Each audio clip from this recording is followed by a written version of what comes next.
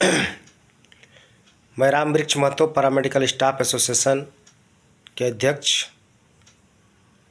और सभी पैरामेडिकल साथियों को मेरा जोहार, नमस्कार।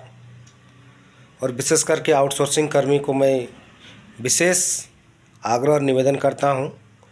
और साथ ही आज आउटसोर्सिंग कर्मी, गिरिडीह के तमाम आउटसोर्सिंग कर्मी हड़ताल में हैं और हड़ताल के कार्यक्रम में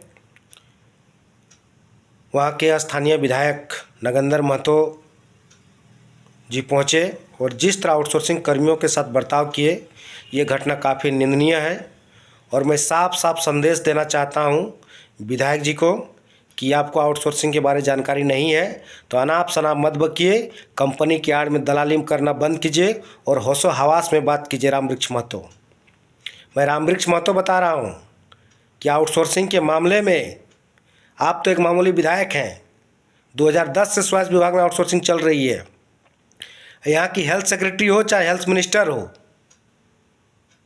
जितने भी 2010 के बाद आईएएस पदाधिकारी जो सेक्रेटरी होते हैं, हेल्थ सेक्रेटरी या फिर जितने भी स्वास्थ्य मंत्री बने हैं, किसी के कुव्वत नहीं है कि वो अंदर टेबल बात करे और कागजात पर बात करे। और आपको जानकारी नहीं है तो जानकारी रखिए और मेरे सवाल का जवाब दीजिए। आज जो आउटसोर्सिंग चल रही है श्रम विभाग के एग्रीमेंट के अनुसार चल रही है। एग्रीमेंट का एक भी पालन सरकार नहीं कर रही है।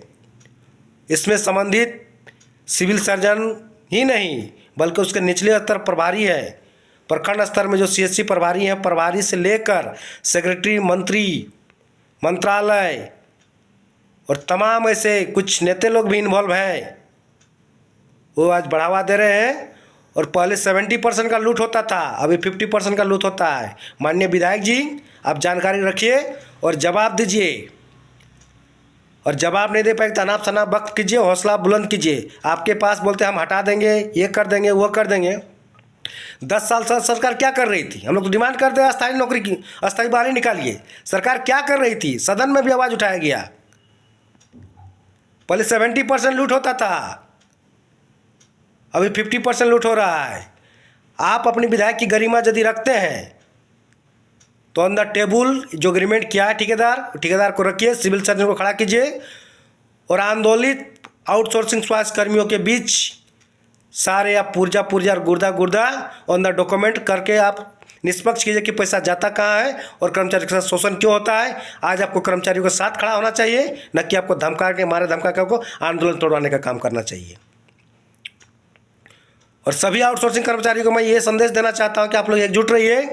अगर इस तरह की रवैया यदि आज माननीय विधायक नगेंद्र महतो यदि अपने बातों और गलती को यदि स्वीकार नहीं करते हैं और क्षमा नहीं मांगते हैं, माफ़ी नहीं मांगते हैं, तो आने वाले दिन में हम लोग राज्य स्तरीय पूरे झारखंड में हम लोग आंदोलन करने का काम करेंगे। यह मैं इस विधायक जी को नहीं, पूरे झारखंड सरकार को मैं चेतावनी देना चाहता हूँ।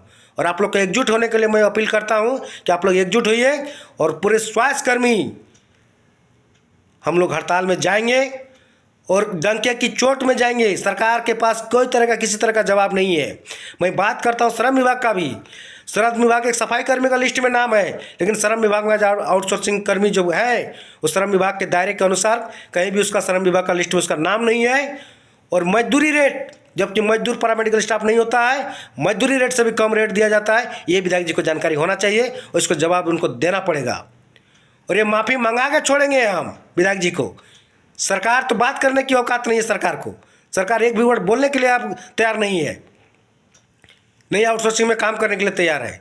सिर्फ और लूट चल रहा है। मैं डंके की चोट में कई बार मीडिया के सामने बोल चुका हूँ। यहाँ तक कि जयराम महतो के द्वारा सदन में भी आवाज़ उठाया गया, फिर कार्रवाई क्यों नहीं हुआ? मुखट्टा पड़े हुए हैं। क्या करना चाहते हैं स्वास्थ्य विभाग को?